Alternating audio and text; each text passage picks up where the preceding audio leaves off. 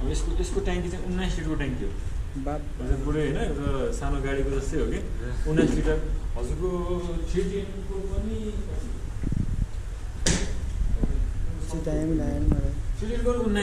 Solely एउटा service oriented company हो जसले चाहिँ हाई सीसीको बाइकको सर्भिसिङमा चाहिँ स्पेसलाइजेसन गर्छ होइन। अहिले पनि हजुर त्यहाँ जानुभयो भने एउटा दुईवटा त्यहाँ ठुलो सीसीको बाइक भइराख्न सक्छ।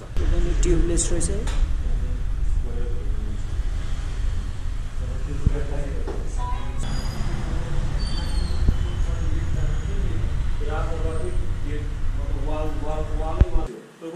हाम्रो के फाइदा भयो माइलेज राम्रो भयो माइलेज 55 प्लस दिन्छ यसले सेकेन्ड सर्भिसिङ पछि सिटीमा होइन सिटीमा। अब त्यसमा पनि राइडिङ कन्डिसन एकदम हाई रेट गऱ्यो भने त अलिकति घटिहाल्छ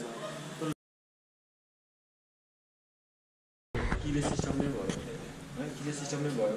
अनि त्यसमा 310मा चाहिँ हजुरको अगाडि पनि 17 इन्चको टायर पछाडि 17 इन्चको टायर होइन। अब यसमा चाहिँ यो 19 इन्चको टायर भएपछि यसले चाहिँ अफ रोड एक्सपिरियन्स चाहिँ अलिक राम्रो हुने भयो कि यसको चाहिँ। अब यसमा हजुरको एडभेन्चर बाइक के भन्छ एडभेन्चर टुर जस्तै कोही चाहिँ अब एकदम लामो लामो टुरमा जानुहुन्छ होइन। हजुरको भनौँ न हाम्रो एकजना भोजपुरको क्लाइन्ट हुनुहुन्छ भोजपुरबाट काठमाडौँ लगभग 500 प्लस किलोमिटर छ कि। अनि उहाँ चाहिँ एकचोटि दुईचोटि स्टपमै आउनुहुन्छ कि अनि त्यो त्यति कम्फोर्टेबल छ के छैन भन्नुहुन्छ सेम। अब यसमा चाहिँ अर्को सेम नै हो यसमा होइन सबै यो डिस्प्ले पिनहरू चाबी भयो। अनि यसमा चाहिँ हजुरको अर्को फरक भनेको चाहिँ यसमा चाहिँ हजुरको डिस्प्ले यसमा चाहिँ ब्लुटुथ कनेक्टिभिटी पनि छ। ब्लुटुथ कनेक्ट गरेर हजुरको स्क्रिन मिरर नै गर्ने मिल्छ क्या यसमा होइन स्क्रिन मिरर नै गर्न मिल्छ। अनि नेभिगेसनहरू पनि गर्नु मिल्यो नि त। अनि यसमा अर्को भनेको चाहिँ हजुरको इको मोड र होइन इको मोड र हजुरको स्पोर्ट्स मोड दुईवटा मोड हुन्छ होइन। अनि यसको यो भाइजर चाहिँ हजुरको तलमाथि गर्नु हुन्छ अटोमेटिक यो भइहाल्यो होइन। अब यसको ट्याङ्की चाहिँ 19 लिटरको ट्याङ्की हो पुरै होइन एउटा सानो गाडीको जस्तै हो कि 19 लिटर हजुरको 310 को पनि 310 को 19 हो 310 को 19 लिटरको ट्याङ्की हो। यो चाहिँ टुरिङ पर्पजको लागि भयो कि यसमा चाहिँ पछाडि बस्न लागि पनि यो त गाडीमा बसे जस्तै हुन्छ होइन। पछाडि एउटा पेनियर बक्स राख्यो भने त अडिसन लिन मिल्छ होइन। यहाँ त मस्तले निदाम त मिलेन होइन तर बसेर चाहिँ जानु मिल्यो होइन। हजुरको अब यसको चाहिँ यो क्वालिटीहरू चाहिँ सब त्यसैमा अब यो क्रास कार्ड नै हजुरको त्यसैमा आउँछ। हजुरको BMW को 310 GS छ नि त्यसमा चाहिँ क्रास कार्डहरू आउँदैन कि यो क्रास कार्ड फिचर्स त त्यसमा भन्दा लोडेड लगभग 3जना BMW 310 GS को क्लाइन्टले योसँग एक्सचेन्ज गरेर लाउनु भएको छ कि। किनकि यसको त्यसमा ट्याङ्की चाहिँ हजुरको 13 हो कि कति लिटर हो यसमा 19 लिटर। किनकि हाई सिसीको भएपछि यसले पनि अब माइलेज दिने भनेको चाहिँ 28 देखि 32 सम्म हो कि 28 देखि 32 सम्म हो।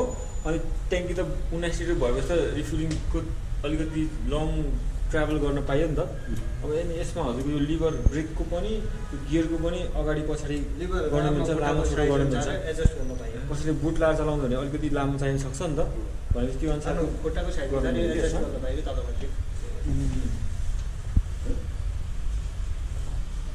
यसमा तेल छ है जस्तै यो यसमा पनि यो टायर प्रेसरको यो बत्ती बलिरहेको छ नि भनेको चाहिँ यसको चाहिँ टायर नपुगेको चाहिँ यो बत्ती बलिरहेको हो कि हजुरको यता अब यो मोडहरू अरू सिम्पल मोड भयो नि होइन यो डिस्प्लेको अघि प्याटर्न भयो नि योतिर पनि चेन्ज गर्न मिल्छ होइन।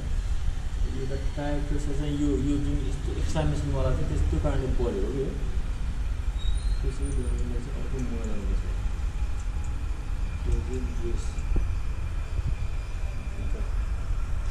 सुट उताउता देखिहाल्छ यहाँ चाहिँ बाइकहरू चाहिँ छ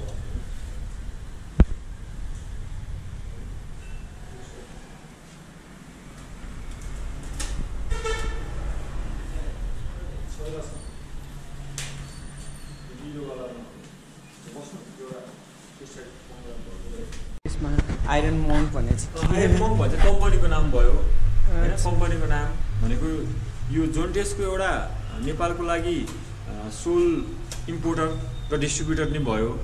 प्लस यसको हिस्ट्री चाहिँ लगभग 6-7 वर्ष अगाडिदेखि सुरु हुन्छ क्या जुन चाहिँ सोल्ली एउटा सर्भिस ओरिएन्टेड कम्पनी हो जसले चाहिँ हाई सीसीको बाइकको सर्भिसिङमा चाहिँ स्पेसलाइजेसन गर्छ होइन। अहिले पनि हजुर त्यहाँ जानुभयो भने एउटा दुईवटा त्यहाँ ठुलो सीसीको बाइक भइराख्न सक्छ। होइन। र 2 वर्ष अगाडि चाहिँ हामीलाई जोन्टेसको पनि एउटा अपर्च्युनिटी आएकोले जोन्टेस पनि हामीले इम्पोर्ट गरेको हो क्या। जोन्टेस इम्पोर्ट गरेको चाहिँ 2 वर्ष भयो, तर हामी सर्भिस सेक्टरमा चाहिँ 6-7 वर्ष अगाडिदेखि नै छौँ होइन। त्यो हिसाबको हाम्रो एउटा टेक्निकल टिम पनि छ क्या। त्यो कारणले गर्दाखेरि सर्भिसमा र पार्ट्समा चाहिँ हजुरहरूले त्यति टेन्सन लिनु पर्दैन। सर्भिस सेन्टर हो त्यहाँ चाहिँ 3 दिन चाहिँ त्यहाँ अस्ति यो हस्पिटल त्यहाँ ल्याएर सफाहरू गरेर अब यहाँ ल्याउनुलाई मान्छेलाई त्यस्तो हुन्छ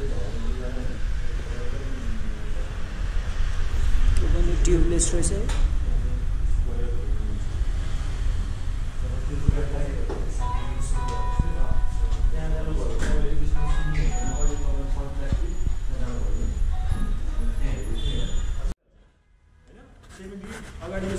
अगाडि चाहिँ 70 पछाडिको चाहिँ 30 को रेसियोमा छ अनि बेस्ट हो यसको लागि चाहिँ बेस्ट हो। अच्छा एबिएसको लागि ड्युल च्यानल एबिएस अब यसमा अरूमा पनि पाइन्छ जस्तै अब यो जुन हाम्रो स्ट्यान्डमा सेन्सर यसमा पनि छ त नर्मल छ भने भइरहेको छ अहिले नर्मल छ एउटा बुकिङ फर्म भयो नि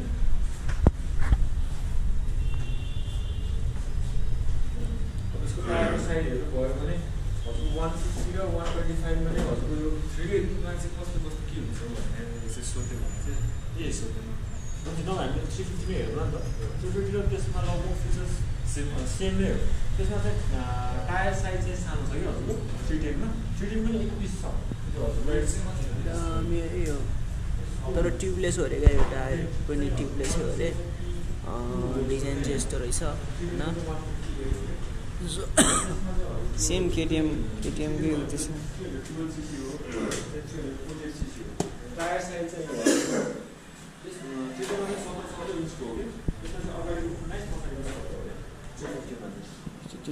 अब यसमा चाहिँ हाम्रो यसमा पनि राम्रै अफर छ त्यो जुन पेरेन्ट बक्स छ नि पेरेन्ट बक्स आउँछ अरू त लगभग हजुरको त्यस्तो धेरै फरक छैन होइन। टायरले गर्दाखेरि चाहिँ यो 1900 छ त त्यसको चाहिँ 1400 हुँदाखेरि त्यो चाहिँ अझै अलिकति त्यस्तो मनपर्छ एक पिस छ हाम्रो यहाँ एउटा 15 PS छ र टप चाहिँ 13 mm छ कि त्यो भनेको चाहिँ हजुरको त्यही बजाज 150 यामाहा एफसीको 150 अपाचे 160 भन्छ नि त्यतिको पावर हुन्छ तर 125 cc हो। तर 125 cc हामीलाई के फाइदा भयो माइलेज राम्रो भयो माइलेज 55 प्लस दिन्छ यसले सेकेन्ड सर्भिसिङ पछि सिटीमा होइन सिटीमा।